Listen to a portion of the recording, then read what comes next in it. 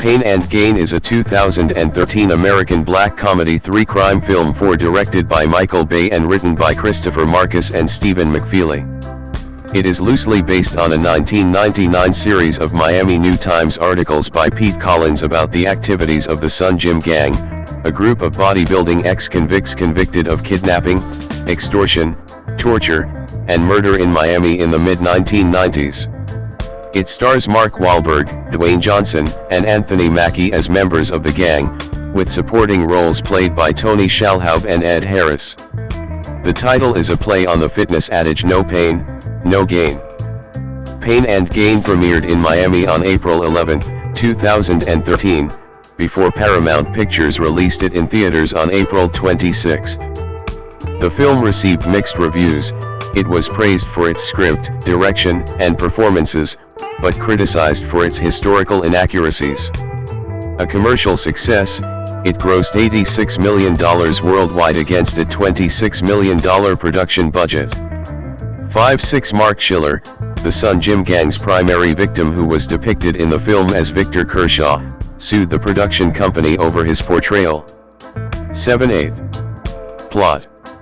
In 1994, ex-con and bodybuilder Daniel Lugo is hired by Sun Gym owner John Mees as a manager. Lugo befriends trainer and bodybuilder Adrian Durbel, who was recently rendered impotent from steroids. He envies the earnings and lifestyle of Victor Kershaw, a member he begins to train. Inspired to be a doer by motivational speaker/playboy Johnny Woo, Lugo plans to extort Kershaw for his assets. He recruits Durbel, who seeks financial resources to pay for erectile dysfunction treatment. He manipulates Paul Doyle, another ex-con and born-again Christian struggling with drug use, into joining the plan. Doyle, who had been staying at a church after leaving prison, assaults the priest at the church for making homosexual advances on him and becomes more intertwined with the gang. The Sun Gym Gang kidnaps Kershaw, taking him to a small warehouse. Although Kershaw identifies Lugo, the scheme proceeds as planned. Under duress, Kershaw makes calls to provide explanations for his disappearance and transfers his assets to Lugo. Mees is bribed to notarize documents in Kershaw's absence. After collecting Kershaw's money and assets, the gang attempts to kill Kershaw. They stage a drunk driving crash, burn his car, then run him over. Unbeknownst to the gang, Kershaw survived and is hospitalized. He informs the police, who dismiss his story because of Kershaw's manner, blood alcohol level and him being from Colombia, a South American country known for drug trafficking. Kershaw contacts Ed Dubois, 3, a semi-retired private investigator, who warns Kershaw to leave the hospital. Kershaw takes his advice just as the gang arrives and hides in a cheap motel. The gang members spoil themselves with Kershaw's riches. Lugo takes over Kershaw's car and home and begins integrating himself with Kershaw's neighbors. Durbel marries Robin, the nurse treating his impotence. Doyle abandons his sobriety, blowing his money on cocaine and Sorina, who is a stripper and Lugo's ex-girlfriend who believes he and Lugo work for the CIA. Dubois tails them and goes on to meet Lugo under the guise of a personal training client. After Kershaw furiously calls Mees about his stolen money, the gang identifies the motel he stays at. They go to kill him, but discover that he has already checked out. They learn of Dubois' link to Kershaw and plan to kidnap him, but the plan falls through. Doyle and Durbel, having gone broke after excessive spending, plan another kidnapping with Lugo. They target Frank Grigia, owner of a phone sex operation. They lure Grigia and his girlfriend Christina Furton to Durbel's to propose an investment scheme. The discussion breaks down when Grigia points out that he distrusts Lugo and his friends due to their obvious lack of knowledge on running a business. During the ensuing fist fight, one of Durbel's weights falls on Grigia's head, killing him. Durbel accidentally kills Christina by overdosing her with horse tranquilizer in the chaos. They dismember the bodies and dispose of them in a swamp. Doyle, perturbed by the violence Lugo promised would not happen, leaves the gang and returns to the priest's church. The police learn of Grigia and Christina's disappearances and, with evidence from Dubois, plan to arrest the Sun Gym Gang. The police arrest Doyle at the church, Doorbell at home, and Mies at the Sun Gym. Lugo flees in Kershaw's speedboat. Deducing his destination, the police, Dubois, and Kershaw fly by helicopter to the bank in Nassau that Kershaw uses as an offshore account. Lugo slips away from the authorities, but gets run over by Kershaw and is finally arrested. At the trial, Doyle gives a full confession incriminating Doorbell and Lugo. Robin, upon discovering her husband's criminal activities, divorces, and also testifies against Doorbell along with Sarina. Lugo and Doorbell are sentenced to death, while Doyle and Mies are sentenced to 15 years. Doyle served 7 years and rededicated himself to Christianity while Mies died in prison. Cast: Mark Wahlberg as Daniel Lugo. Dwayne Johnson as Paul Doyle, based on Carl Weeks, Stevenson Pierre, and Jorge Delgado. Anthony Mackie as Adrian Noel Doorbell. Tony Shalhoub as Victor Kershaw, Mark Schiller. Ed Harris as Detective Ed Dubois, 3. Rob Corddry as John Mies. Rebel Wilson as Robin Peck, Cindy Eldridge. Ken Jeong as Johnny Wu, Tom Vu. Bar Polly as Sarina Luminita, Sabina Petrescu. Michael Rispoli as Frank Grigia. Kyla Lefkowitz as Christina Furton. Tony Plana as Captain Lopez. Emily Rutherford as Carolyn Sissy Dubois. Yolanthe Cabau as Annalie Calvera. Larry Hankin as Pastor Randy. Peter Stormare as Dr. Bjornson. Brian Stepanek as Brad McAllister. Courtney O'Connor as Courtney O'Connor. Kurt Angle as Benjamin Rowe, uncredited. Comparisons between the film and actual events. Further information, Sun Gym Gang. Multiple media properties compare and contrast details shown in the film versus actual events. History v. Hollywood also shows the headshot photograph, name, birth date, and birthplace of the principals in a real face v. Real face lineup. 9 as David Haglund and Forrest Wickman wrote in Slate's culture blog, Browbeat, the film more or less adheres to a very rough outline provided by the novella-length, 3-part, highly detailed series written by Pete Collins and published in the Miami New Times over a decade ago. Not surprisingly, many details, and a number of significant characters, are dropped from the movie. A lot of new, fictional detail, and one largely made-up character, takes its place. When the movie first tells us that it's a true story, we're seeing something that didn't happen. When we're told it's still a true story, we're watching one invented character watch a semi-fictional character do something that sorta kinda took place. 10. The film portrayed the Sun Gym Gang as consisting of 3 primary members, the Irish-American Daniel Lugo, African-American Adrian Noel Doorbell, and Samoan/African-American Paul Doyle, and 2 accomplices, John Mies, the Sun Gym owner and Miami Shores accountant 11 who notarized Kershaw's in reality, Mark Schiller's documents for Lugo, and stripper Sarina Luminita based on Sabina Petrescu whom Lugo claimed to have recruited to serve as the gang's femme fatale. In reality, the gang was much larger. Daniel Lugo was of Puerto Rican descent, Noel Doorbell was a native of Trinidad, and Doyle's character is a composite of several real-life individuals of different nationalities who were not depicted in the film, such as Carl Weeks, Jorge Delgado, and Stevenson Pierre. Additionally, Doorbell's real-life girlfriend, Cindy Eldridge, helped scrub blood off Doorbell's condominium walls after Doorbell had dismembered Grigia and Furton's bodies. Unlike Sarina, who in the film Lugo passes on to Doyle, the real-life Sabina and Lugo remained together as a couple and became engaged, and they fled together to the Bahamas, with Lugo's parents. 10-12 additional real-life players in the events are detailed in the Miami New Times article, Sidebar, Cast of Characters. 13. In the film, Victor Kershaw states he was born in Bogotá, Colombia. His real-life counterpart, Mark Schiller, was born in Argentina. 14 Schiller and Lugo did not befriend each other. Schiller actually distrusted Lugo. It was Delgado, who worked for Schiller, as did Delgado's wife, who befriended Lugo and targeted Schiller, and it was at Delgado's, not Schiller's, warehouse where the kidnappers held and tortured Schiller for a full month, while extorting him and before trying to kill him. 12. Sabina Elena Petrescu, portrayed on screen by Barpali as Sarina Luminita, in addition to being a solid gold center stage stripper, was a Miss Romania finalist in 1990 and a former Penthouse model. 11. Lugo really did convince Petrescu that he was a CIA operative, who was working to kidnap enemies of the US government. In the film, a blindfolded Victor Kershaw recognized Lugo by his cologne. In reality, Mark Schiller recognized his voice. 10. The car with which the gang tried to kill Schiller, by crashing it, into a construction vehicle in the film, into a utility pole in reality, and then by setting Schiller and it ablaze, was a Toyota 4Runner, not a BMW. In contrast to the film, the gang did not secure Schiller's seatbelt before crashing the car, and Schiller did not survive the crash from inside the car. Rather, Schiller bailed out of the car, rolling onto the ground, before it hit the pole.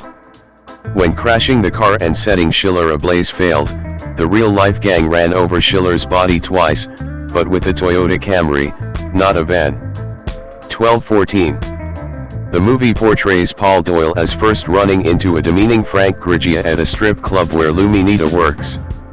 In reality, Dorbal first discovered Grigia when Dorbal spotted a picture of a Lamborghini Diablo in a photo album belonging to his Hungarian stripper girlfriend, Beatrice Wieland, not portrayed in the film. He asked her who owned it. It turned out that Grigia was one of Wieland's former generous boyfriends.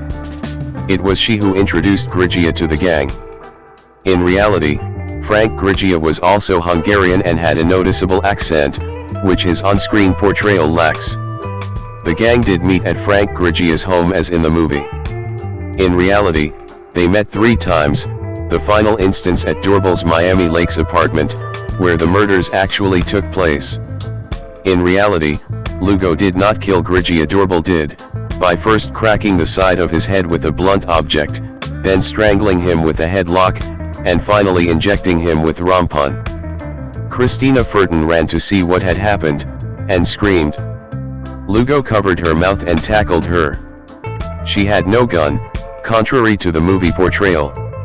She was bound, then Dorbal injected her with the drug. Overall, Dorbal injected her 3 separate times, instead of twice. Miami New Times reporter Francisco Alvarado reports the facts associated with the power tools purchased by the gang, the cause of the chainsaw's failure, and the ensuing details, some of which differed from their film portrayal.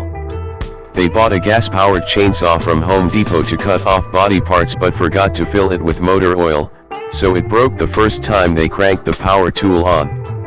Lugo returned the chainsaw to Home Depot, demanding a refund. He left the home improvement store with an electric Remington power cutter, which came with a 1-year guarantee to handle all your cutting chores quickly and easily. He went back to the warehouse and handed the chainsaw to Dorbal, who took charge of the grisly dismemberment. When the power tool's teeth got caught in Furton's hair, Dorbal had Lugo chop off her head with a hatchet. The 2 murderers then used a curved blade and pliers to remove the faces and teeth off the heads. 10-14.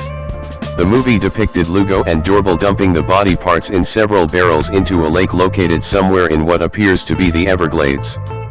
In reality, Lugo, Dorbal, and Little Mario Gray dumped Grigia and Furton's torsos in drums into a drainage ditch in southwest Miami.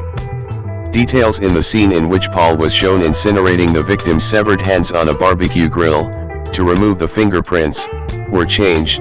In reality, Lugo did the grilling, using a steel drum with an iron grate laid on top, not a barbecue grill.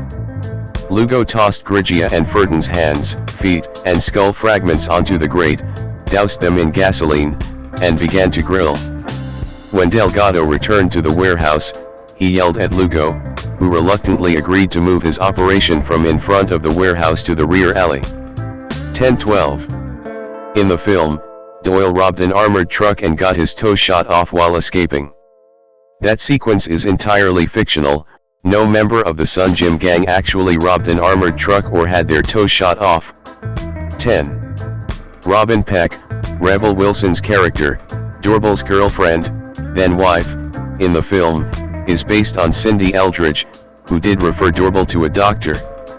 Contrary to events in the film, they did not meet at a medical office, they did not have a whirlwind courtship or marry at home, and Dorble did not need to commit further crimes to fund his injections. Furthermore, Dorble was violent and sadistic in real life, unlike Anthony Mackie's mild-mannered character in the movie. 10. Arrests. In the movie, the police arrest Mies at the Sun Gym during a bodybuilding competition. In reality, the competition and arrest took place in downtown Miami. Doyle at the church. Doyle's real composite counterparts were all arrested at home. In the film, Lugo escapes in Kershaw's go-fast boat, and at Dubois' house, Kershaw asserts that he owns a boat. In reality, Schiller did not own a boat. Only Grigia owned a boat. It was a tall yacht christened Foreplay. Near the end of the movie, Lugo is seen getting hit by a car driven by Kershaw in the Bahamas. This event did not happen. In reality, Lugo fled to the Bahamas with his fiancée and his parents, and neither Schiller nor the detective, Dubois, was there during his capture. Instead, a multi-agency task force apprehended Lugo at the Hotel Montague in Nassau. 12. At the end of the movie, Doyle has an attack of conscience, confesses, and testifies against Lugo and Dorble. Instead of the death penalty, he gets 15 years but serves only 7½ Carl Weeks, the religious and recurring drug abuser part of Doyle's composite, drove the car that ran over Schiller and got 10 years for attempted murder. He served 7 years. Jorge Delgado, who actually testified against the rest of the gang, did so in order to avoid the death penalty. In the film, Dubois is portrayed as a retired police officer who takes over his old man's detective agency when he accepts Kershaw's case. In reality, Ed Dubois III has been a licensed private investigator since 1960 and took over his father's agency in 1968. Dubois continues in this capacity to this day. Citation needed. 12. The end credits of the film state that John Mies was sentenced to 15 years and died in prison. While he did die of a stroke in 2004, his sentence was actually 56 years. Among the multiple major differences between the film and the real-life story, writer David Chen notes that the real-life gang member whose temperament is most like that of the character, Paul Doyle, played by Dwayne Johnson. In reality, the third man in the Sun Gym gang was a man named Carl Weeks, who most closely resembles the Paul Doyle character in the film. Both are trying to make a new life in Miami, and both are born-again Christians. But Weeks is a weakling. Collins describes him as a lightweight who weighed only 140. Moreover, he's almost totally excluded from the later events in the story, in which sex mogul Frank Grigia is killed. 15. Real-life outcomes. Francisco Alvarado's Miami New Times article, Pain and Gain, where the real-life Sun Gym gang characters are now, April 4, 2013, details the actual crimes, the real-life gang members' sentences, and the characters' post-trial experiences and current status. 12.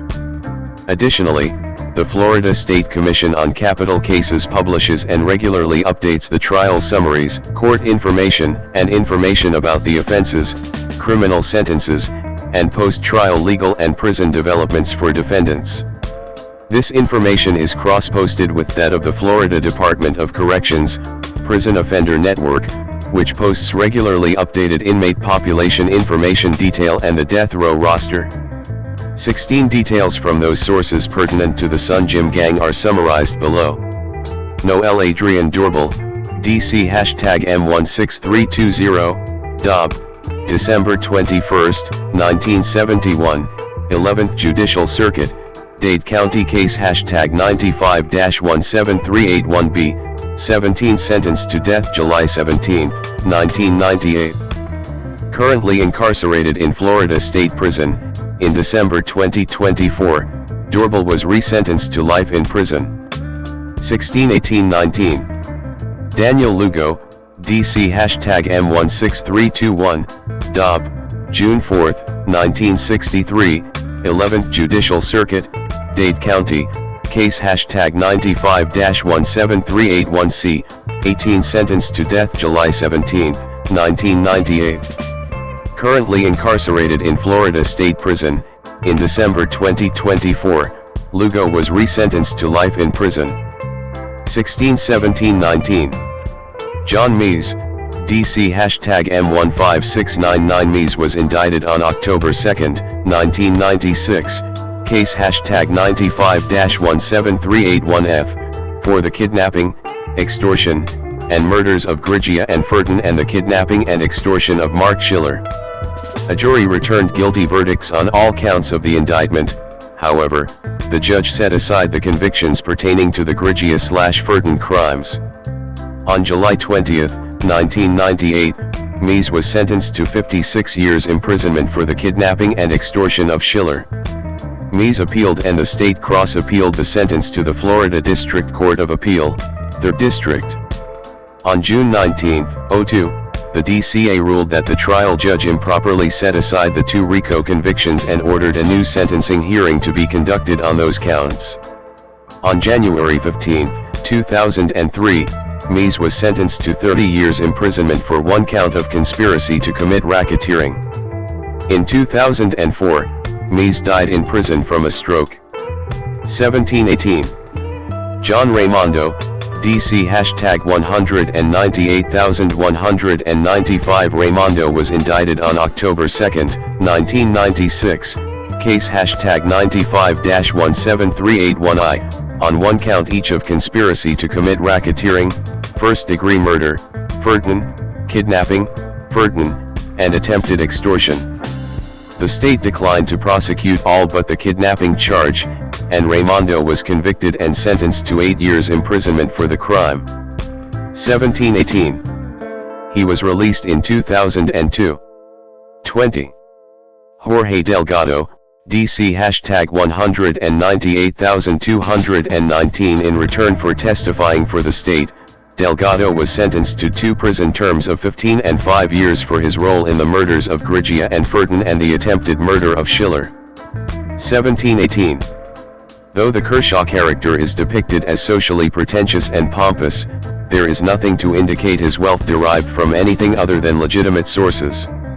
In real life, immediately after testifying against the Sun Gym Gang, Mark Schiller, on whom Kershaw is based, was arrested and charged with operating a $14 million fraudulent Medicare scheme. 15 facing 25 years in federal prison, Schiller was aided by the sitting trial judge of the criminal case against the Sun Gym Gang who testified on his behalf. In 1999 Schiller was offered and accepted a plea deal for the statutory minimum of 46 months and was released from prison in 2001. 21-22. Production. Michael Bay first announced the film after the release of Transformers: Revenge of the Fallen, 2009. Bay stated he wanted to do Pain and Gain between the second and third Transformers films. The project was put on hold when Paramount Pictures gave the third film, Transformers: Dark of the Moon, a 2011 release date. 23-24. On February 13, 2012, it was confirmed that the budget for the film would be funded by Paramount as part of a 2-picture deal with Bay. 25. The budget was set at $35 million, 26, the lowest of any film Bay has directed since his first feature film Bad Boys, 1995. Bay, Dwayne Johnson, and Mark Wahlberg did not take salaries, instead signing on in exchange for back ends on the film's profits. 27. Bay later confirmed that production would begin in Miami the following April, stating, "I'm extremely excited to simplify my film career this spring with a great character piece." 28. On February 17, reports surfaced that Ed Harris had officially joined the cast and Rob Corddry was rumored to play John Mees, a former competitive bodybuilder who now owns the gym where Wahlberg's character works as a personal trainer. 29. On February 23, it was confirmed that Anthony Mackie had joined the cast as a bodybuilder and workout partner of Wahlberg's character Adrian Doorbell, who has little to show for his time in the gym and decides to get involved with the twisted plan. 30. On February 28, 2012, it was reported that Bar Polly and Tony Shalhoub had joined the cast. 31 Polly is cast as an illegal immigrant and former beauty queen who dreams of becoming the next Marilyn Monroe. Wahlberg's character promises to make her a star, and she in turn agrees to do whatever he asks in the service of her new country. 31. Shalhoub's role in the film is that of Mark Schiller, the target of the kidnapping scheme. 31. On March 5, it was reported that Scott Rosenberg was brought on board to punch up the script. 26. Rosenberg had worked with Bay previously on Armageddon, 1998. 26. In a statement on March 7, Bay reported the budget was $22 million and said he was taking director's scale for the film. 32. In an interview with the New York Times that April, Bay later stated the budget was an estimated $26 million. 24. On March 27, 2012, Rebel Wilson joined the cast as Robin Peck. 33. And principal photography began in Miami on March 31. That April, Dutch actress Yolande Sneijderkabau joined the cast as Wahlberg's character's object of desire. 34. On April 5, Ken Jeong joined the cast as a character named Johnny Woo. 35. The official trailer for the film was released on December 19. 36. Steve Jablonsky, who worked on Bay's previous films, composed the film score. The soundtrack was released on Varese Saraband. 37. Release. Home media. In the United States, Pain and Gain was released by Paramount Home Media Distribution on digital formats such as iTunes and Ultraviolet on August 13, 2013, and Blu-ray and DVD on August 27, 2013. 38. Earning a profit of $17,296,504 on DVD and Blu-ray. Citation needed. Reception. Critical response. Rotten Tomatoes reports that 49% of 199 critics gave Pain and Gain a positive review, with an average rating of 5.4/10. The site's critics' consensus reads, "It may be his most thought-provoking film to date, but Michael Bay's Pain and Gain ultimately loses its satirical edge in a stylized flurry of violent spectacle." 39. Metacritic gave the film a weighted average score of 45 out of 100 based on 42 critics, indicating mixed or average reviews. 40 audiences surveyed by CinemaScore gave the film an average grade of C+ on an A+ to F scale. 41. British critic Mark Kermode described the film as grotesquely inappropriate and every bit as pumped up and steroidal as the appalling characters it is attempting to portray. 42. Scott Foundas of Variety wrote, "The violence mostly lands with a sickening thud, which is fitting, one supposes, but also ultimately numbing." 43. Writing for The Observer, Philip French said he rather enjoyed the violent black comedy, with particular praise for Ed Harris. 44. Referring to the movie as a Bay botch job, Rolling Stone gave the film 1/2 star out of 4, noting, "Bay once claimed he wanted to make a small, personal film that would reveal the real Bay. And, I'm here to report, that Pain and Gain is that film. It's dumb, shallow, deeply cynical, and creatively bereft." 45. Simon Abrams of RoachRevert.com gave the film 2.5 out of 4 stars, calling it as ambitious and vibrant as it is ugly and scattershot.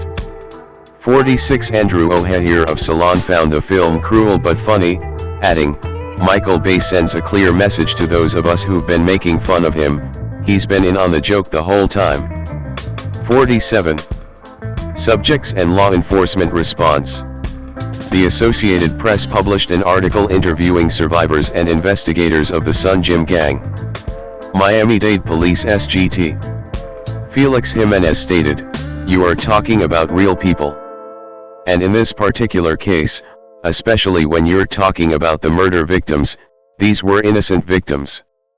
Jazana Grigia, whose brother and brother's girlfriend the gang killed and dismembered, said she did not want the American public to sympathize with the killers.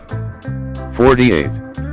David Haglund and Forrest Wickman of Slate wrote, in a post titled "How True is Pain and Gain?" In addition to the usual Hollywood streamlining and the amping up of certain scenes, the changes seem largely designed to make the central criminals more sympathetic. Whether you think that's a respectable thing to do will depend on what you think of their actual story, and perhaps, of the movies in general. 10. John Raimondo, who helped dispose of the victims' bodies and was released from prison in 2002, told the Miami New Times that he refused to watch the film out of respect for the affected families, while claiming certain details in the initial reporting were inaccurate and based on erroneous testimony by Jorge Delgado. 49. Mark Schiller defamation lawsuit. In April 2014, Mark Schiller, named Victor Kershaw in the film, filed a defamation lawsuit in the Southern District of New York against the producers of the film. 7-8 Schiller claimed the film portrayed him as an unlikable, sleazy, rude, abrasive braggart, who committed dishonest and illegal acts, used alcohol and drugs, was deprecating towards homosexuals, women, foreigners, and others, and who was verbally abusive to his employees.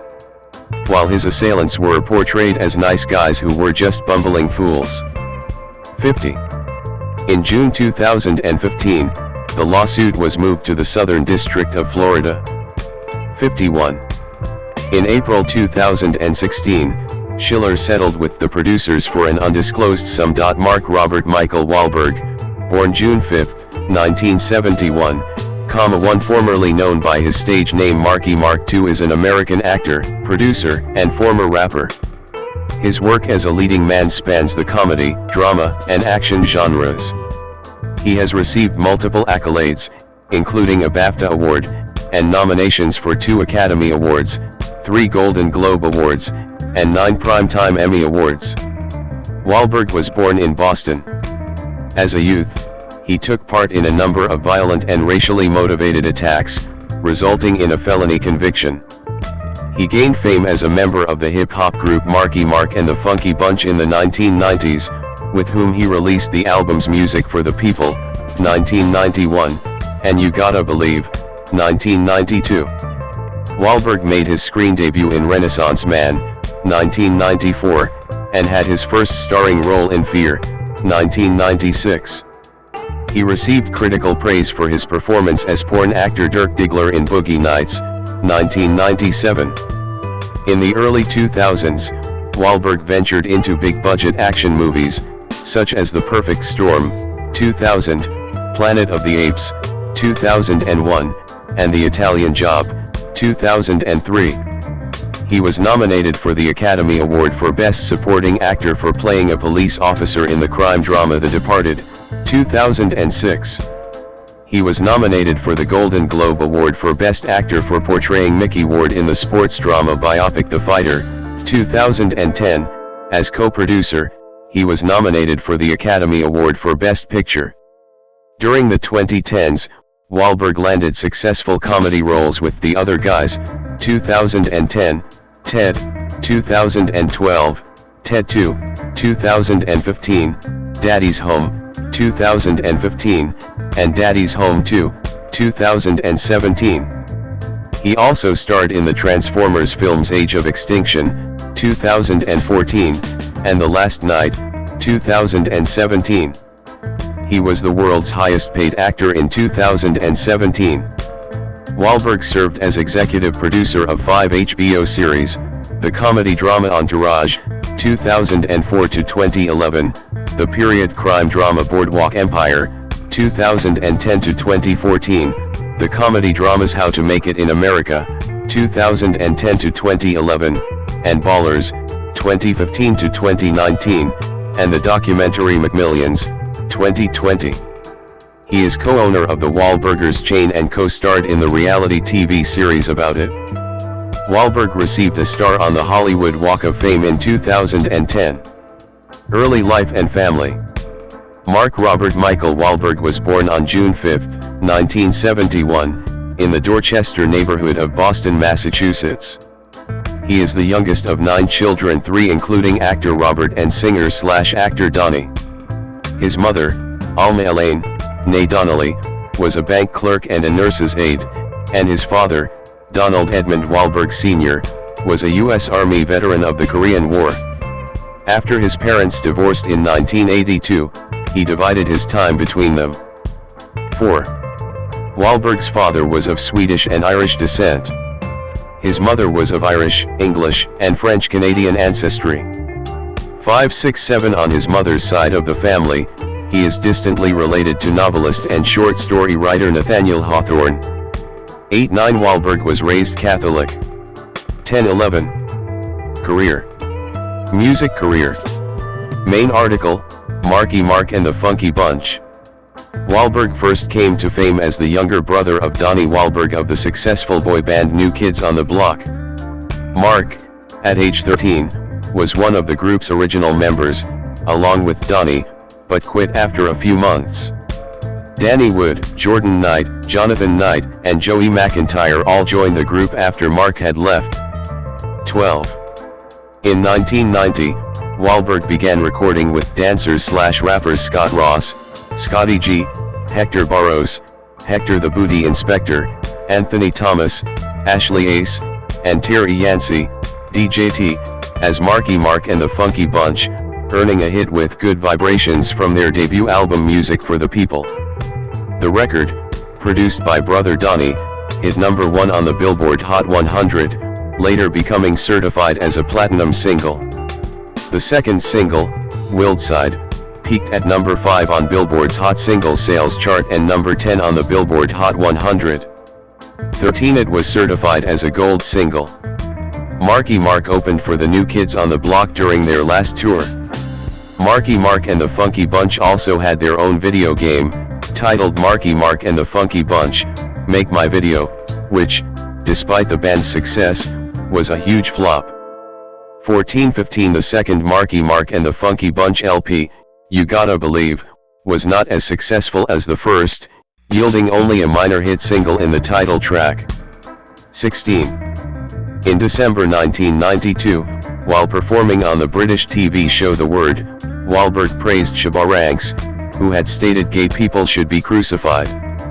GLAAD condemned him and berated Calvin Klein for using him to promote their products. 17. A self-titled autobiographical picture book, Marky Mark, with images taken by Lynn Goldsmith and statements mostly by him, was also released. 18. Trying to resuscitate his music career, he had shifted to Hamburg, where he was produced under the label of East West Records by Frank Peterson and Alex Christensen. 19.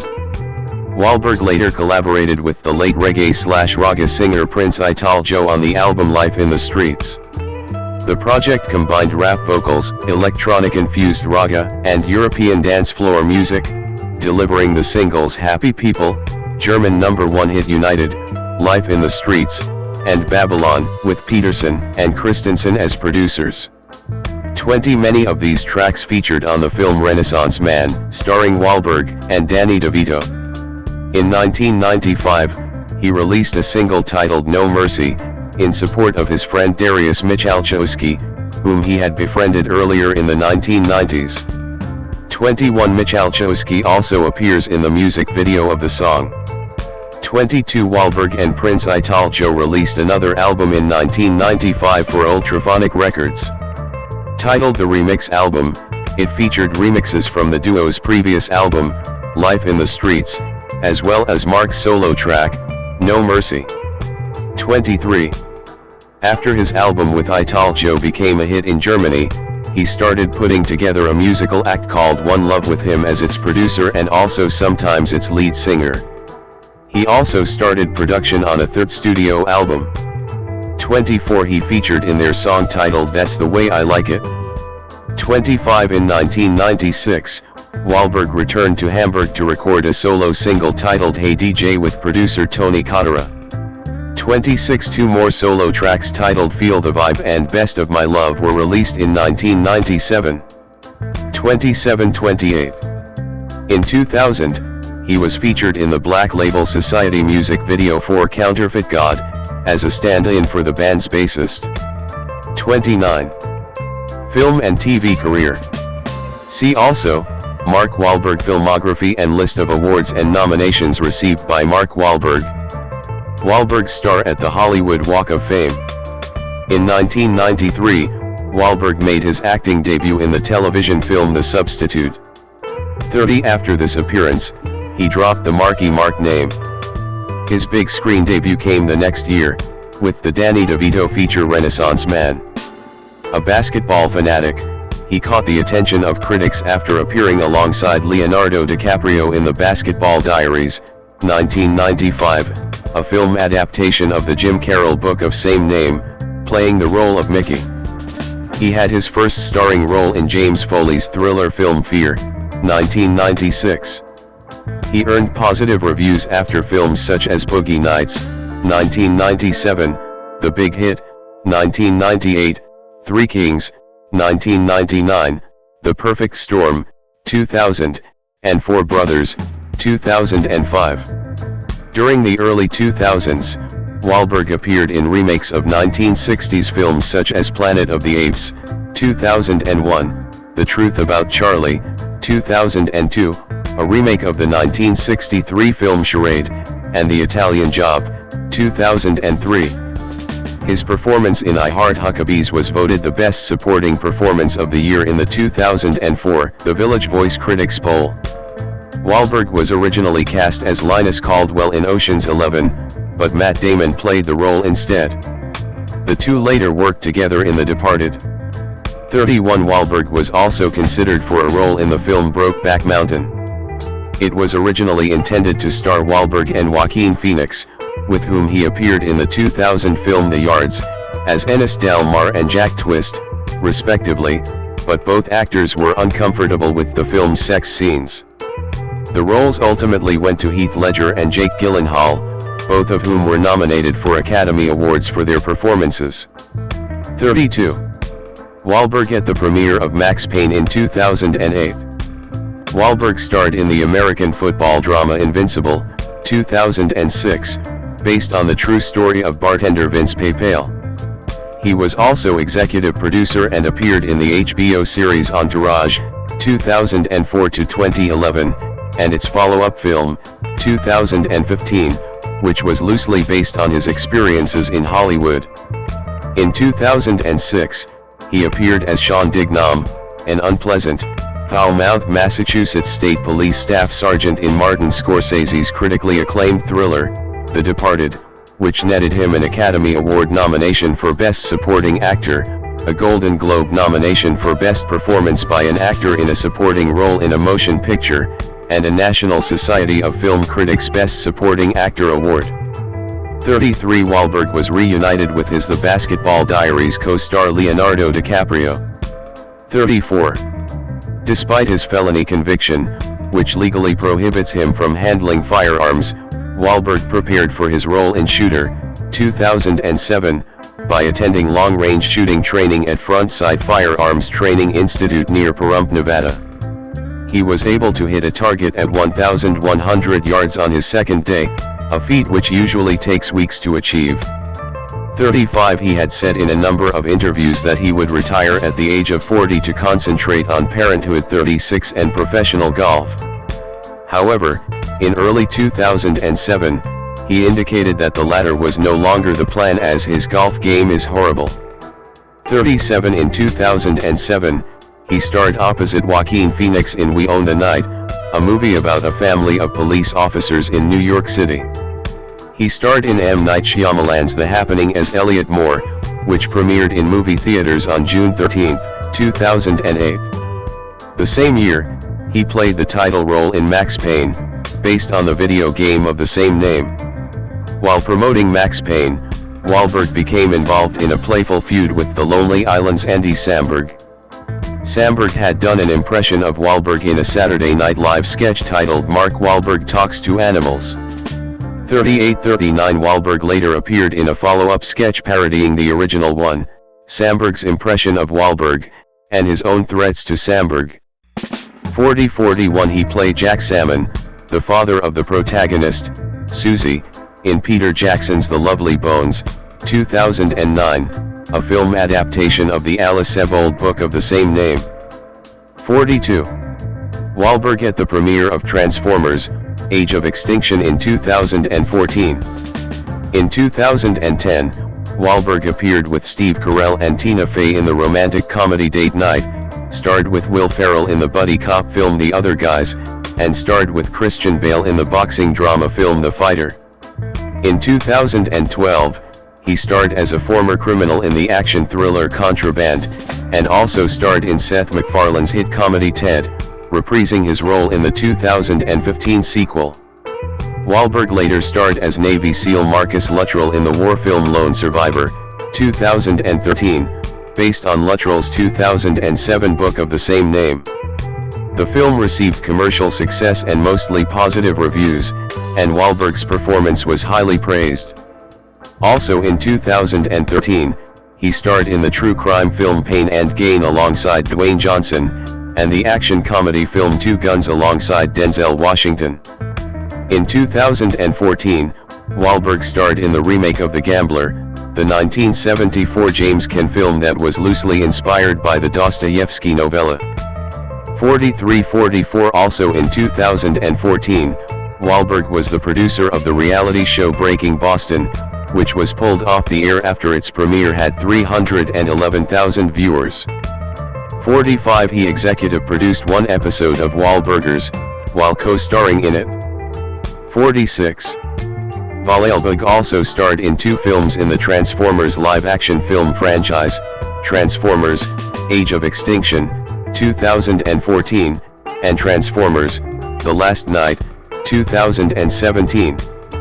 In 2015, he starred opposite Will Ferrell in the comedy Daddy's Home, reprising his role in the 2017 sequel. 47. In 2016, he starred in two Peter Berg films, Deepwater Horizon, a film about the 2010 Deepwater Horizon oil spill, and Patriots Day, a film about the 2013 Boston Marathon bombing. Wahlberg topped the list of the world's highest-paid actors in 2017. 48. In 2018, his salary of $1.5 million for the reshoots for All the Money in the World stirred a gender pay gap controversy, as his co-star Michelle Williams had received less than $1,000 for the same reshoots. Wahlberg donated the money to the Time's Up initiative, a movement against sexual harassment co-founded by Williams. 49. In 2018, he starred in the family comedy drama film Instant Family. Wahlberg produced and starred in the espionage film Mile 22, 2018, and appeared in the Netflix film Spencer Confidential, 2020, and the animated movie Scoob, 2020, which was his first voice acting role. 50. In 2022, Wahlberg starred in the Uncharted film, as Victor Sullivan, having originally been cast to play Nathan Drake years prior. 51. He then starred in the family film Arthur the King, 2024, 52, and the action films The Family Plan, 2023, 53, followed by a 2025 sequel, The Union, 2024, 54, and Flight Risk, 2025. 55. Besides Entourage, Wahlberg was also executive producer of the period crime drama Boardwalk Empire, 2010 to 2014, the comedy dramas How to Make It in America, 2010 to 2011, and Ballers, 2015 to 2019, and the documentary McMillions, 2020. Other ventures. Advertising. Wahlberg first displayed his physique in the Good Vibrations music video and most prominently in a series of underwear ads for Calvin Klein, 1992, 56 shot by Herb Ritz, following it with Calvin Klein television advertisements. 57. Magazine and television promotions sometimes featured Wahlberg exclusively or accompanied by model Kate Moss. Annie Leibovitz also shot a famous session of Wahlberg in underwear for Vanity Fair's annual Hall of Fame issue. 58. He also made a workout video titled The Marky Mark Workout, Form, Focus, Fitness, ISBN 1-55510-910-1. In 2012, Wahlberg began serving as a brand ambassador for Marked, a line of sports nutrition supplements by GNC. 59. In March 2017, AT&T announced that Wahlberg would become a spokesman and he would create original content for the mobile network division. 60. Business interests. Wahlberg is a co-owner of Wahlburgers, along with his brothers Donnie and Paul. 61. It was Mark's idea to expand Paul's restaurant in Hingham, Massachusetts into a full-fledged chain, with a reality show to promote it. 62. In July 2013, Wahlberg bought an equity interest of the Barbados Tridents cricket team. 63. Wahlberg was introduced to the game by his friend Ajmal Khan, the club's chairman and Caribbean Premier League founder. 64-65. Following the announcement, Wahlberg stated, "I am a huge cricket fan now. I'm excited to be a part of the Limassol Caribbean Premier League because I know cricket is huge in the Caribbean and a rich part of the region's heritage. Sports and entertainment are a powerful combination, and the LCPL will appeal to a huge audience worldwide." 66.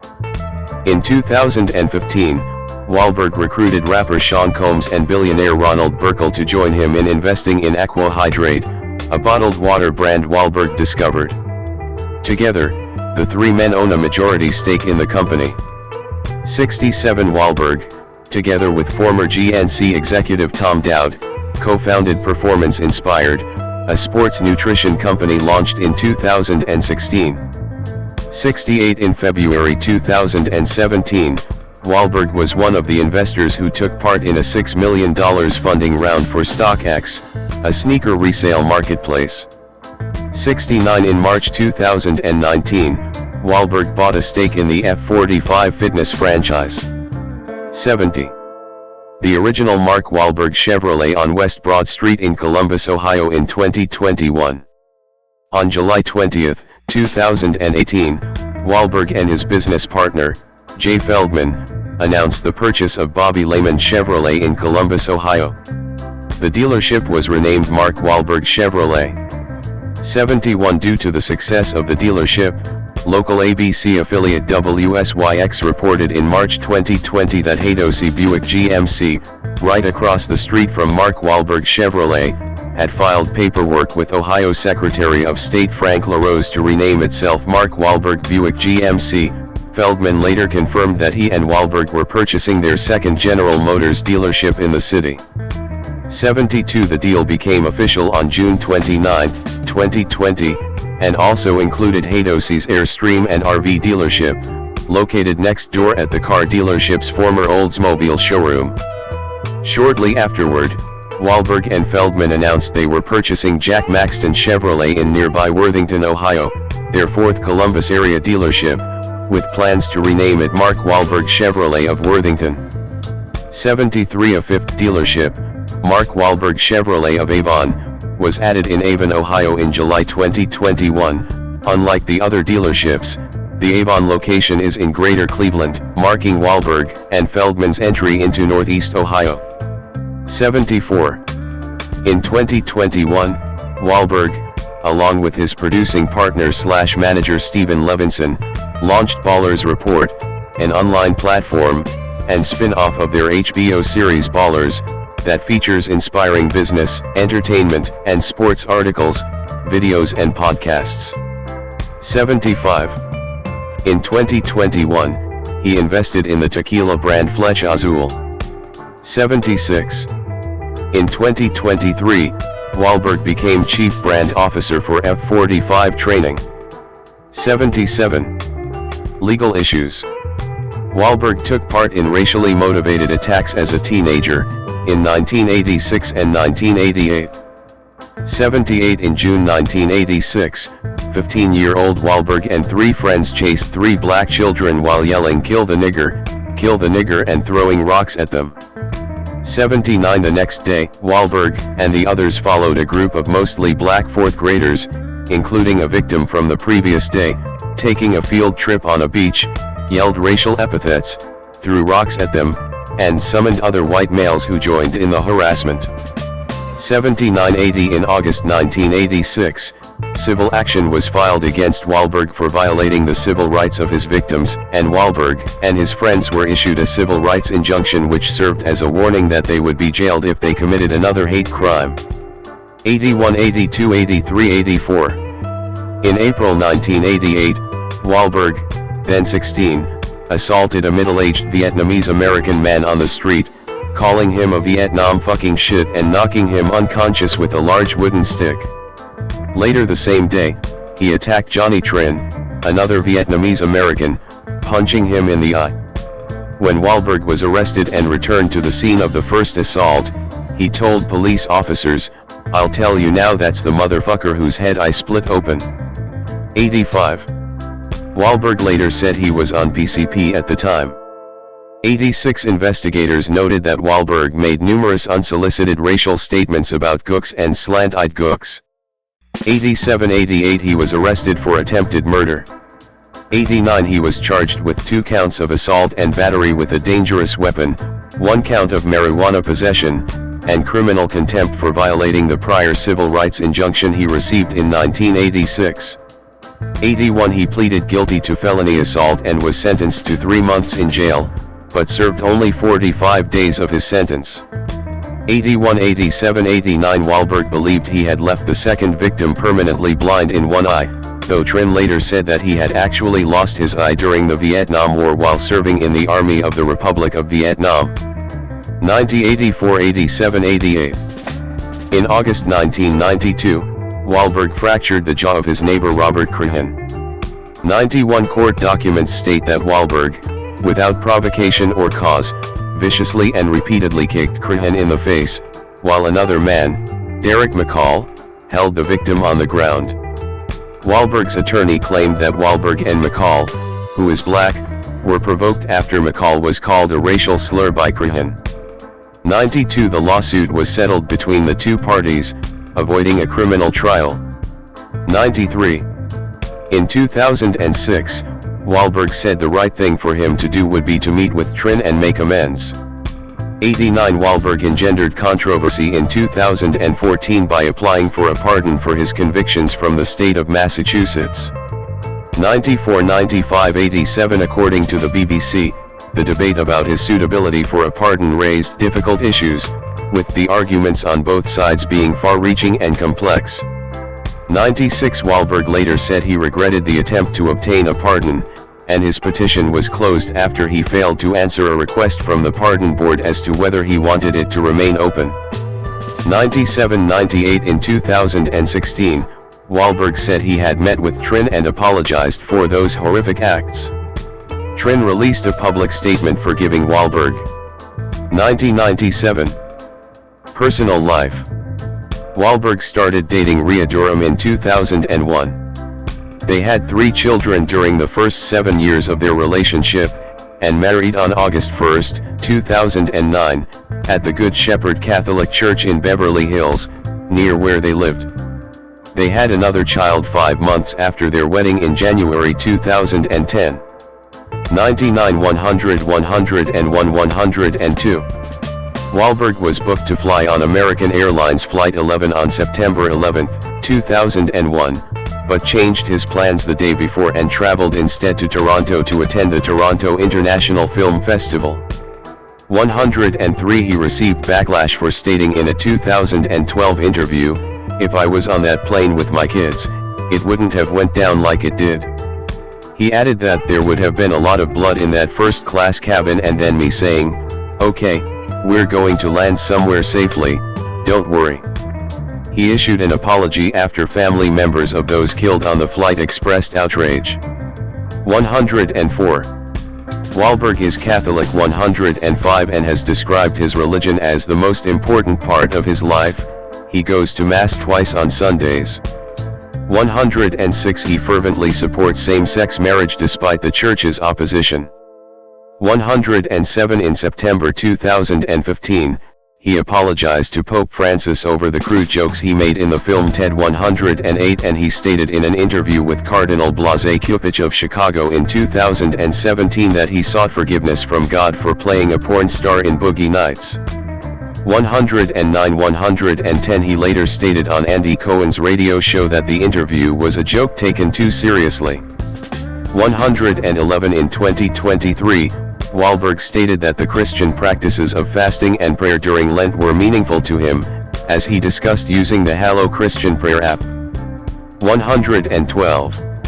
Wahlberg established the Mark Wahlberg Youth Foundation in May 2001 for the purpose of raising and distributing funds to youth service and enrichment programs.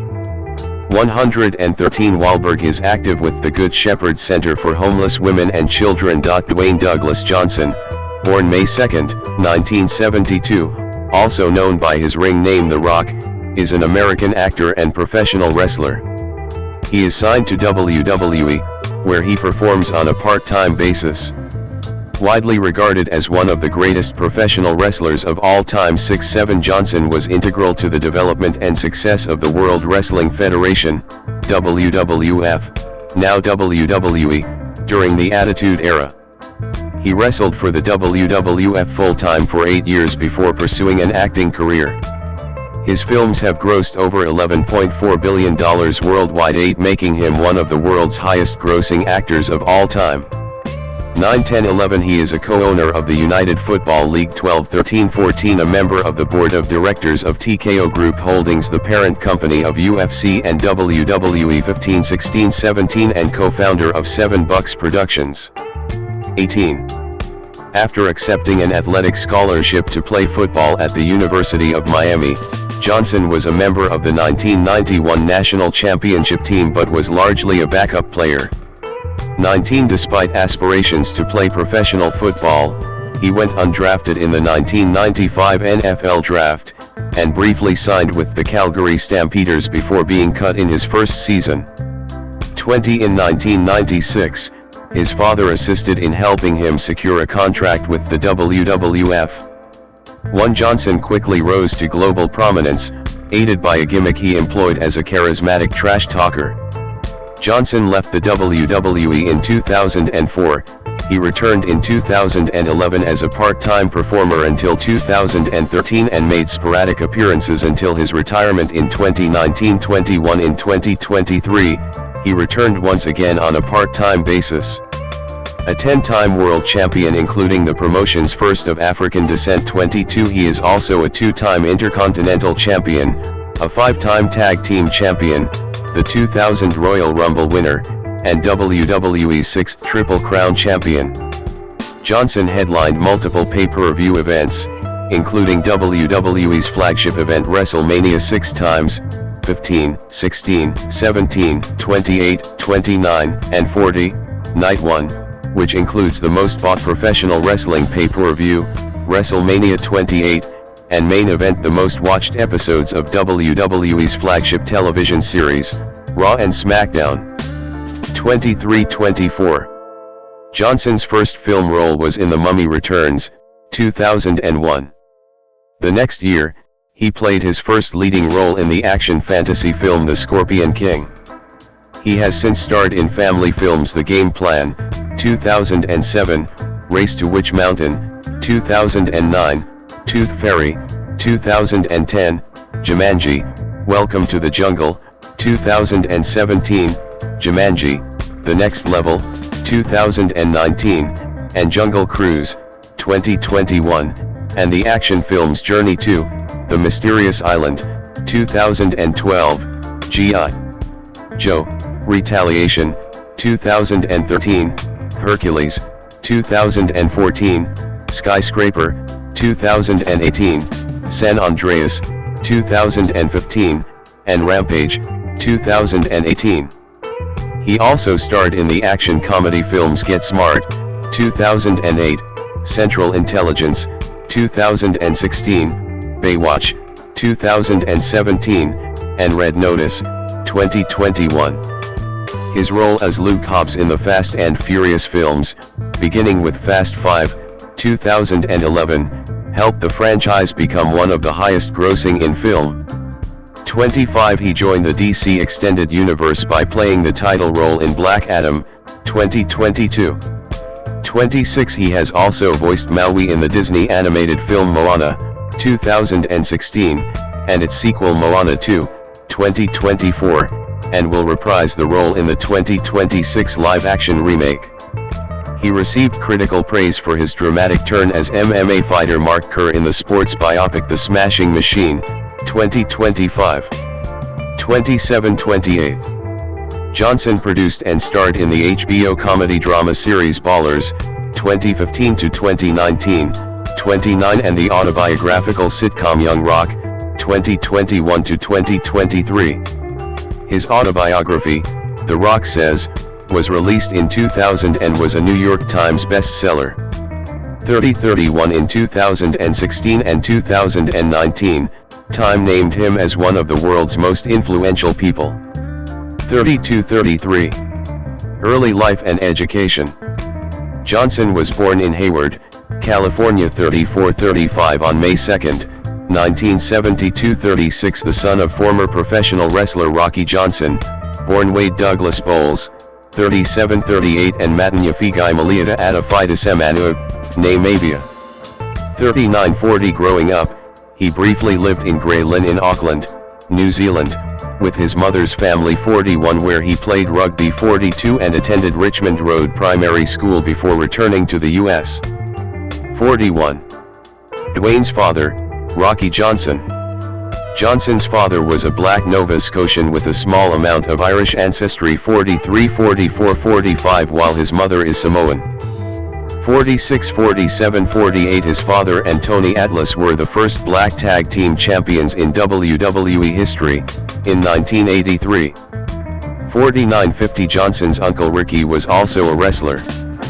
51. His mother is the adopted daughter of Peter Mavia, who was also a professional wrestler.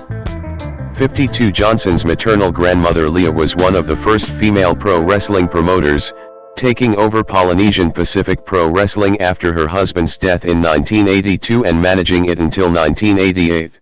53-54. Through his maternal grandfather Mavia, Johnson is a non-blood relative of the Anoa'i wrestling family. 55, 56, 57, 58, 59. In 2008, he inducted his father and grandfather into the WWE Hall of Fame. 60. As a senior at Freedom High School in Bethlehem Township, Pennsylvania, Johnson was a member of the school's football, track and field, and wrestling teams. Johnson attended Montclair Elementary School in Charlotte, North Carolina, and then moved to Hamden, Connecticut, where he attended Shepherd Glen Elementary School and then Hamden Middle School. 61-62. He attended President William McKinley High School in Honolulu and then Glencliff High School and McGavock High School, both in Nashville, Tennessee, and then Freedom High School in Bethlehem Township, Pennsylvania, in the Lehigh Valley region of the state, where he graduated in 1990. 63. At Freedom High School, Johnson initially struggled and was drawn into a culture of conflict and petty crime. By age 17, he had been arrested several times for fighting, theft, and check fraud, and was suspended 2 weeks for fighting. 64. An article in the local newspaper labeled him a troubled teenager with a history of run-ins with police.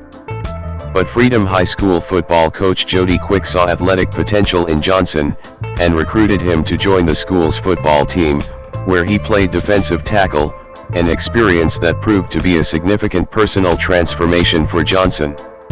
My thought process started to change. That's when I started thinking about goals and what I wanted to accomplish, he has since said about his high school football experience. 19. In addition to playing football, Johnson also was a member of Freedom High School's track and field and wrestling teams. 37.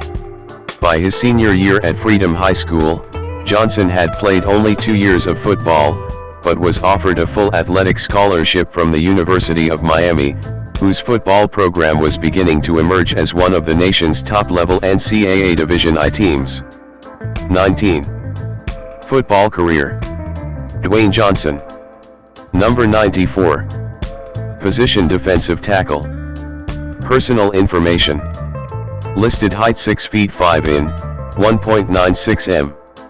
Listed weight 253 pounds 115 kilograms. Career information. High school Freedom High School, Bethlehem, Pennsylvania. College, Miami, FL, 1990 to 1994. Career history. Calgary Stampeders, 1995, *. Asterisk off-season and / or practice squad member only. Awards and highlights. National champion, 1991. College career. As he did in high school, Johnson continued to play defensive tackle at the University of Miami, where he was a member of the Miami Hurricanes 1991 team, which won that year's national championship. 65-37. Despite playing 4 years there, however, Johnson found himself behind elite players on the depth chart, including future NFL star and Pro Football Hall of Fame inductee Warren Sapp, and appeared mostly in backup roles. 66-67. In his time at Miami, Johnson played in 39 games with 1 start. He recorded 4.5 sacks and 77 tackles. 67. In 1995, Johnson graduated with a Bachelor of General Studies and a dual major in Criminology and Physiology. 3. He was also one of the university's most prolific student speakers in the Miami area community, frequently delivering positive messages about his own struggles and encouraging students to remain in school and avoid the dangers of drug use. 68. Canadian Football League. After graduating, Johnson was signed by the Calgary Stampeders of the Canadian Football League. Calgary moved him from defensive tackle to linebacker. He was assigned to Calgary's practice roster, but was cut 2 months into Calgary's 1995 season. 37-69-70. Professional wrestling career. Early career, 1996. Part of a series on professional wrestling. History. Notable promotions. Notable men. Notable women. Notable tag teams and stables. By region. Styles. Concepts. Culture. Media outlets. Controversies. Lists. Related topics. Beat. After being cut by Calgary, Johnson began his professional wrestling career the next year, in 1996.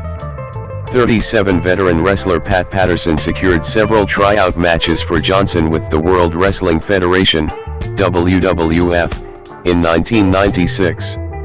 Wrestling at first under his real name, Johnson defeated the Brooklyn Brawler at a house show on March 10, 71, 186-189, and lost matches to Chris Candido and Owen Hart.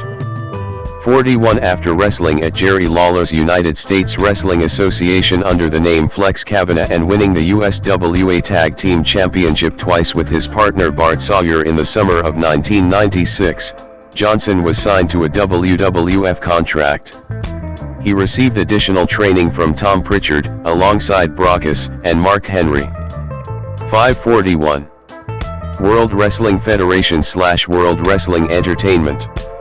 Intercontinental Champion, 1996-1997. Johnson made his WWF debut as Rocky Maivia, a combination of his father and grandfather's ring names, although announcers acknowledged his real name. 72. He was initially reluctant to take this ring name but was persuaded by Vince McMahon and Jim Ross. 54. 71, 146. He was given the nickname the Blue Chipper, and to play up his lineage, he was hyped as the WWF's first third-generation wrestler. 2. A clean-cut face character, Maivia was pushed heavily from the start despite his wrestling inexperience. He debuted on Monday Night Raw as a member of Mark Marrow's entourage on November 4, 1996. 73. His first match came at Survivor Series on November 17. In an 8-man elimination tag match, he was the sole survivor and eliminated the final 2 members of the opposing team, Crush and Goldust. 74. On February 13, 1997, he won the Intercontinental Championship from Hunter Hearst Helmsley on a Thursday edition of Monday Night Raw. 75. 76. 77. Maivia then successfully defended the title against Helmsley at In Your House 13, Final 4 on February 16. Johnson's first WrestleMania match came at WrestleMania 13 on March 23, where he was victorious in his Intercontinental Championship defense against the Sultan. WWF fans started to reject his character and push from the company. 78 He defeated Bret Hart by disqualification in a title defense on the March 31st episode of Raw is War. 79 Behind the scenes, Hart mentored Johnson for his first year in WWF 80 and refused to be booked to take the title from him. 81 On April 20th, at In Your House 14, Revenge of the Taker, he lost to Savio Vega by countout but retained the title. Audiences became increasingly hostile toward Mavia, with chants of Die, Rocky, Die and Rocky Sucks being heard during his matches. 154. After losing the Intercontinental Championship to Owen Hart on the April 28 episode of Raw is War 82, Mavia suffered a legitimate knee injury in a match against Mankind in June and spent several months recovering. 1. Nation of Domination, 1997 to 1998. See also, Nation of Domination. Upon returning in August, Mavia turned heel by lashing out at fans who had been booing him and joining Farouk, D'Lo Brown, and Kama in the stable called the Nation of Domination. 83 He then refused to acknowledge the Rocky Mavia name, instead referring to himself in the third person as The Rock, though he would still be billed as The Rock Rocky Mavia until 1998. The Rock would then regularly insult the audience, WWF performers, and interviewers in his promos. 83. At D-Generation X, In Your House on December 7th, Stone Cold Steve Austin defeated The Rock in under 6 minutes to retain the Intercontinental Championship. 84 The next night on Raw is War, Austin was ordered by Mr. McMahon to defend the title in a rematch, but forfeited it to The Rock instead, handing him the title belt before hitting him with the Stone Cold Stunner. 85-86 The Rock feuded with Austin and Ken Shamrock through the end of 1997 and beginning of 1998. 87-88 On January 19, 1998, at the Royal Rumble, The Rock defeated Shamrock by disqualification to retain the Intercontinental Championship. Later that night, The Rock entered the Royal Rumble match and lasted until the final two before he was eliminated by Stone Cold Steve Austin. On March 29, at WrestleMania 14, The Rock defeated Shamrock by disqualification once again to retain the title. The next night, on Raw is War, The Rock debuted a new Intercontinental Championship design and would later overthrow Farouk as leader of the Nation of Domination to spark a feud between the two. He then successfully defended the Intercontinental Championship against Farouk at Over the Edge, In Your House on May 31st. The stable would then refer to themselves as simply The Nation. 89. The Rock and The Nation then feuded with Triple H and D-Generation X, DX, with the two stable leaders first meeting in the quarter-final of the 1998 King of the Ring tournament, which The Rock won. At King of the Ring on June 28, The Rock defeated Dan Severn in the semi-final match and lost to rival Ken Shamrock in the final. The Rock then resumed his feud with Triple H, as the two had a 2 out of 3 falls match at Fully Loaded, In Your House on July 26 for the Intercontinental Championship, which The Rock retained in controversial fashion. 90 This led to a ladder match at SummerSlam on August 30th, where The Rock lost the title to Triple H. 91. In the latter half of 1998, The Rock saw a big uptick in fan support. The Rock also started consolidating his famous persona during this time, which would last until 2000. 92 The Rock's popularity caused him to be booked in a feud with fellow Nation members Mark Henry and D'Lo Brown, turning babyface in the process. Henry defeated The Rock at Judgment Day, In Your House on October 18 after interference from Brown, effectively breaking up the stable. 93-94. WWF Champion and Rise to Superstardom, 1998 to 2000. See also, The Corporation and Rock and Sock Connection. As part of The Corporation, The Rock feuded with Stone Cold Steve Austin and stole Austin's personalized WWF Championship Smoking Skull belt. The Rock was then entered into the Deadly Game tournament for the vacant WWF Championship. The finals occurred at Survivor Series on November 15th, where The Rock defeated Vince McMahon's associate, Mankind, to win his first WWF Championship. 95-96 a double turn then occurred as The Rock turned heel again after allying with Vince and Shane McMahon as the crown jewel of their stable, the corporation, after the McMahons betrayed Mankind. 95-97 on December 13th, at the pay-per-view named after him, Rock Bottom, In Your House, The Rock had a rematch with Mankind for the WWF Championship. Mankind appeared to win the match when The Rock passed out to the mandible claw submission move, but Vince McMahon ruled that since The Rock did not tap out, he retained his title. 97-98. In the main event of the January 4, 1999, episode of Raw is War, Mankind defeated The Rock for the championship after interference from Stone Cold Steve Austin. 99 Then at the Royal Rumble on January 24, The Rock regained the title in an I Quit match, a type of submission match that only ends if one of the combatants says I quit on a microphone. Intended to show a vicious streak in The Rock's character, The Rock hit Mankind in the head with a steel chair 11 times instead of the scripted 5 shots already being risky. Most wrestling matches in the Attitude Era involving steel chairs had at most 2 or 3 shots to the head.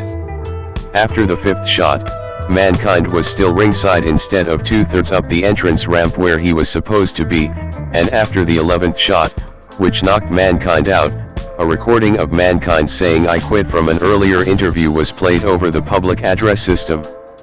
101 on January 31st, during an episode of Sunday Night Heat, The Rock and Mankind participated in an empty arena match, a match that took place in an arena with 22,000 empty seats where any part of the facility could be used to contest the match.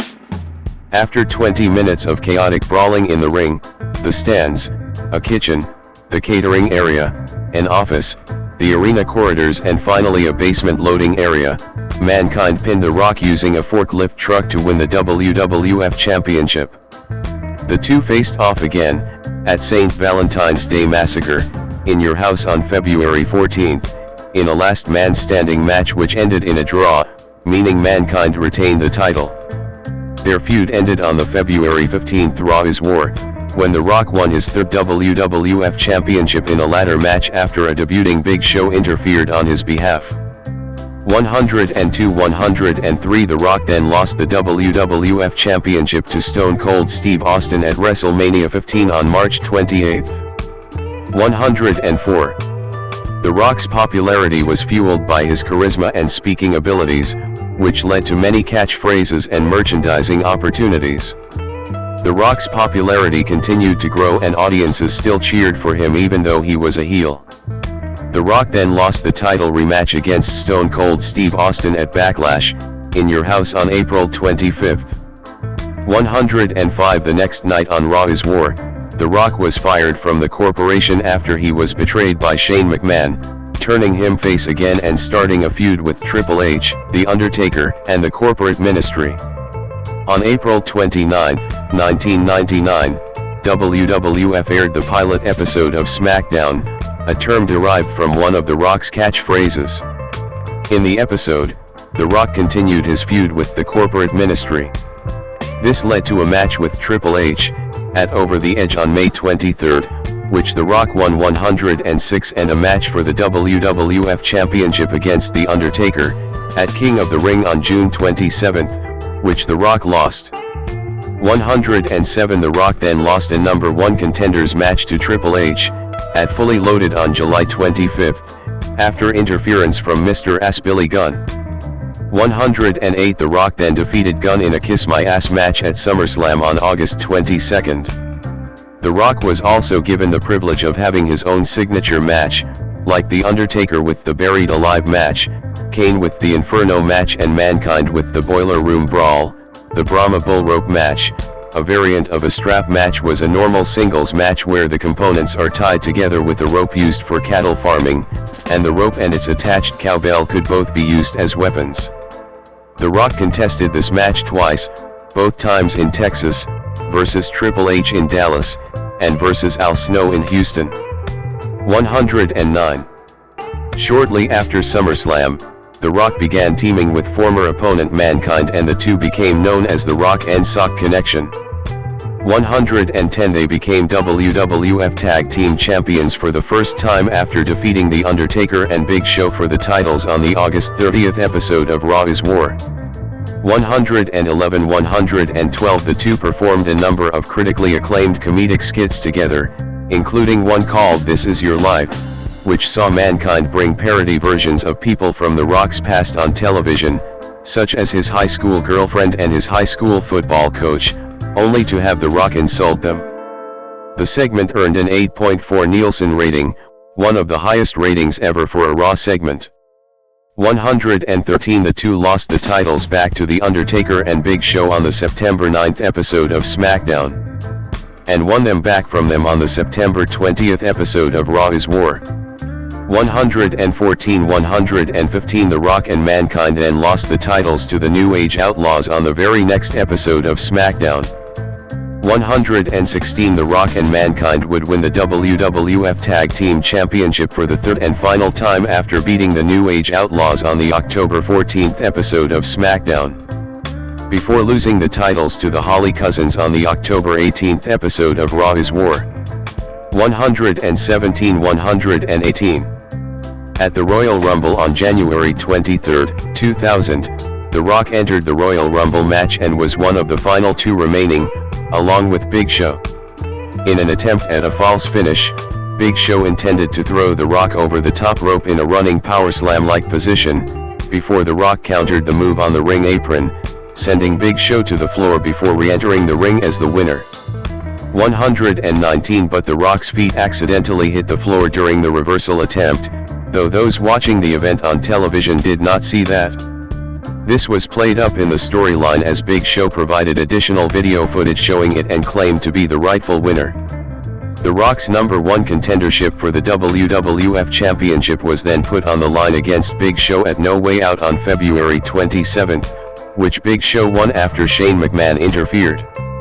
120 The Rock then defeated Big Show on the March 13th episode of Raw is War, to regain the right to face the WWF Champion, Triple H, at WrestleMania 2000 on April 2nd, in a fatal four-way elimination match, also including Big Show and Mick Foley. 121-122 Each wrestler had a McMahon in his corner. Triple H had his wife, Stephanie, Foley had Linda, The Rock had Vince and Big Show had Shane. 122-123 The Rock lasted until the final two but was eliminated by Triple H after Vince betrayed him by hitting him with a chair. 123-124 Due to his image at the time, a Magic, the Gathering deck archetype was named after him. 125 Record-breaking World Champion, 2000 to 2002. The Rock as the WWF Champion in 2000. In the following weeks, The Rock continued his feud with Triple H and eventually won his fourth WWF Championship, which he won on April 30th, at Backlash, after Stone Cold Steve Austin intervened on his behalf. 126-127 The following night on Raw is War, The Rock successfully defended his title against Shane McMahon in a steel cage match. On May 21st, at Judgment Day, The Rock faced Triple H in an Iron Man match with Shawn Michaels as the special guest referee. 128 With the score tied at 5 falls each, and with seconds left on the time limit, The Rock was disqualified when The Undertaker attacked Triple H, thus giving Triple H the 6-5 win and the title. 128-129 The Rock won the WWF Championship for a fifth time at King of the Ring on June 25 by scoring the winning pin in a six-man tag team match, teaming with Kane and The Undertaker against Shane McMahon, Triple H, and Vince McMahon, whom he pinned. 130-131 The Rock successfully defended the championship against Chris Benoit on July 23 at Fully Loaded. The next month, he successfully defended his title against Kurt Angle and Triple H at SummerSlam on August 27. The Rock had another successful title defense against Benoit, Kane, and The Undertaker on September 24 at Unforgiven. 132. The Rock then lost the WWF Championship to Kurt Angle at No Mercy on October 22, 2000. 133 The next month, The Rock feuded with Ricochet and defeated him at Survivor Series on November 19. 134 The Rock wrestled a six-man Hell in a Cell match for the WWF Championship at Armageddon on December 10, which Angle won to retain the title. 135 On the December 18 episode of Raw is War, The Rock won the WWF Tag Team Championship with The Undertaker, defeating Edge and Christian, before losing the titles back to Edge and Christian the next night at a SmackDown taping. 136 The Rock continued to feud with Angle over the WWF Championship, culminating at No Way Out on February 25, 2001, where he pinned Angle to win the WWF Championship for a sixth time. 137 138 The Rock then feuded with the Royal Rumble winner, Stone Cold Steve Austin, whom he lost the title to at WrestleMania X7 on April 1 after Austin allied with Vince McMahon, who interfered on his behalf. 104 On the next night's Raw is War, during a steel cage title rematch, Triple H attacked The Rock, allying with McMahon and Austin and helping Austin retain the championship. 139 Austin and Triple H then formed a tag team called the Power Trip. 140 While The Rock was indefinitely suspended in storyline, Johnson used this time off to act in The Scorpion King. The Rock taunting Rob Van Dam at ringside at WWF Raw, October 2001. The Rock returned in late July when the WWF was feuding with rival promotions World Championship Wrestling, WCW, and Extreme Championship Wrestling, ECW, during what is known as the Invasion storyline. In reality, WCW was purchased by Vince McMahon and the WWF, and ECW had gone out of business in early 2001. Many former WCW and ECW wrestlers were then brought onto WWF television and formed the Alliance to compete with the WWF in storyline. The Alliance and Vince McMahon then both attempted to persuade The Rock to join their team. The Rock then aligned with McMahon and the WWF. The next month, The Rock defeated Booker T at SummerSlam on August 19 to win the WCW Championship for the first time. 141 142 The Rock later lost the title to Chris Jericho at No Mercy on October 21. 143 144 The next night on Raw, The Rock teamed with Jericho to win the WWF Tag Team Championship from the Dudley Boyz. The Rock and Jericho then lost the tag titles to Booker T and Test on the November 1, 2001, episode of SmackDown. 145 The Rock defeated Jericho on the November 5 episode of Raw for his second WCW Championship. 146.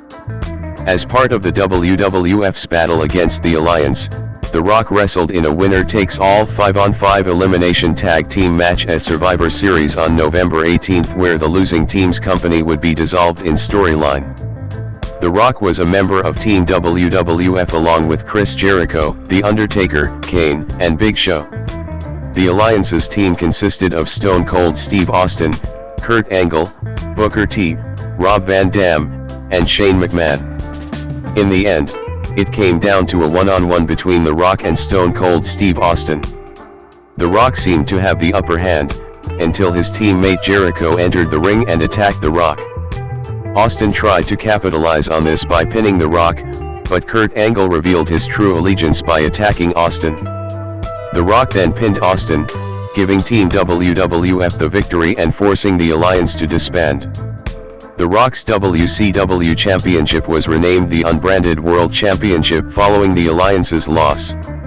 147 At the next pay-per-view, Vengeance on December 9, The Rock lost the World Championship to Jericho, who would then unify the WWF and World titles later that night.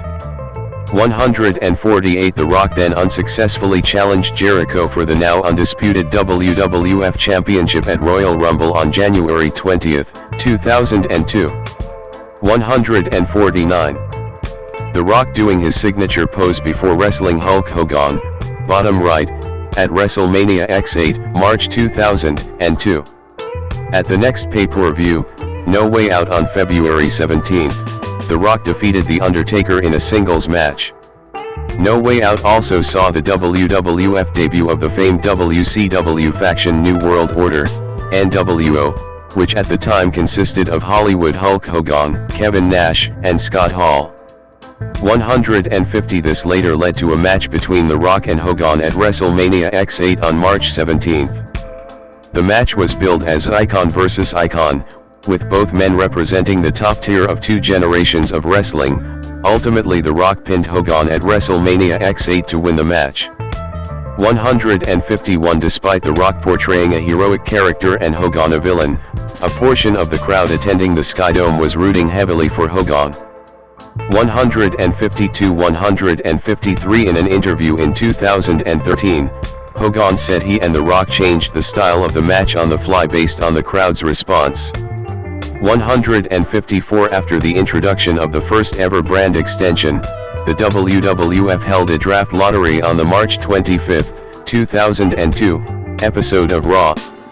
The Rock was the #1 overall pick, going to the SmackDown brand before taking a sabbatical from wrestling. 155. The Rock made a surprise return on a June episode of Raw before going to his assigned brand of SmackDown.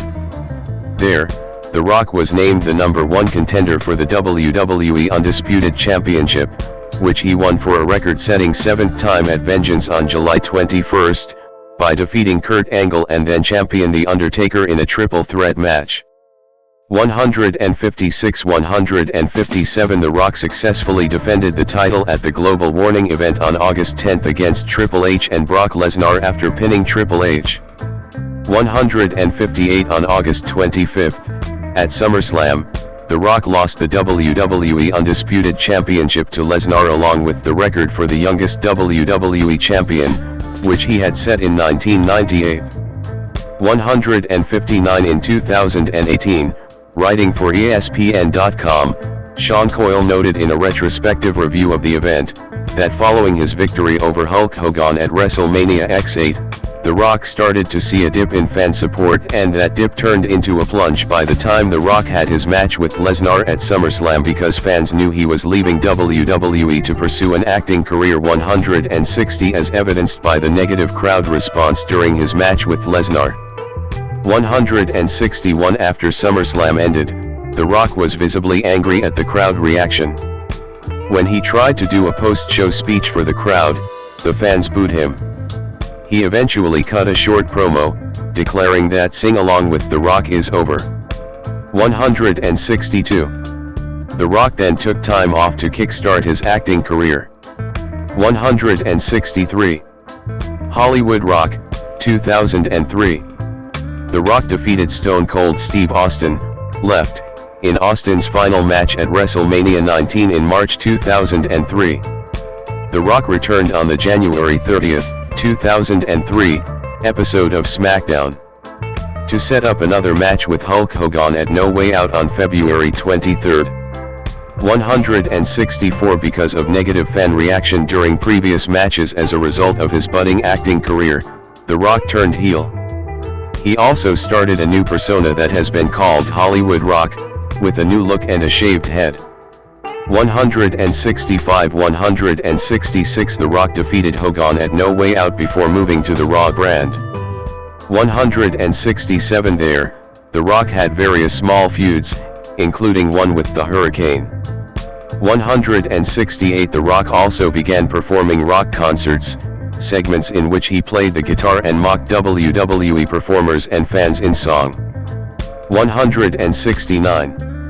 After failing to win a #1 contendership for the World Heavyweight Championship, The Rock went into another program with Stone Cold Steve Austin. This led to a match at WrestleMania 19 on March 30, which called back to their previous two WrestleMania encounters, both of which Austin had won. 170. The Rock won after delivering 3 consecutive rock bottoms, ending their long-running rivalry in what turned out to be Austin's final match, until WrestleMania 38. 171. The next night, Raw was billed as the Rock Appreciation Night, in honor of The Rock's victory over Austin. That night, The Rock was attacked by a debuting Goldberg. 172 at Backlash on April 27, Goldberg defeated The Rock, who then briefly left WWE to film Walking Tall. 173. Final feuds and departure, 2003 to 2004. On the June 2nd episode of Raw, The Rock joined the highlight reel and attacked Christian and Chris Jericho with Booker T, turning face once again. 174. The Rock would later return on the December 8th episode of Raw to help Mick Foley against La Resistance. In 2004, The Rock aided Mick Foley in his feud against Evolution 175, leading to a reunion of The Rock and Sock Connection. They lost against Ric Flair, Randy Orton, and Batista in a handicap match at WrestleMania XX on March 14, 2004, when Orton pinned Foley after an RKO. 176. This was Johnson's final wrestling match until November 2011. The Rock appeared in WWE sporadically following WrestleMania XX. He made returns to provide support for Eugene against Jonathan Coachman and made a cameo in his hometown of Miami, where he confronted Randy Orton. On the August 23rd episode of Raw, he hosted a pie-eating contest, as part of the WWE Diva Search, and ended the segment by giving Coachman a people's elbow. The Rock's contract with WWE then ended and he started his full-time acting career. 177. Non-wrestling appearances, 2007 to 2009. On March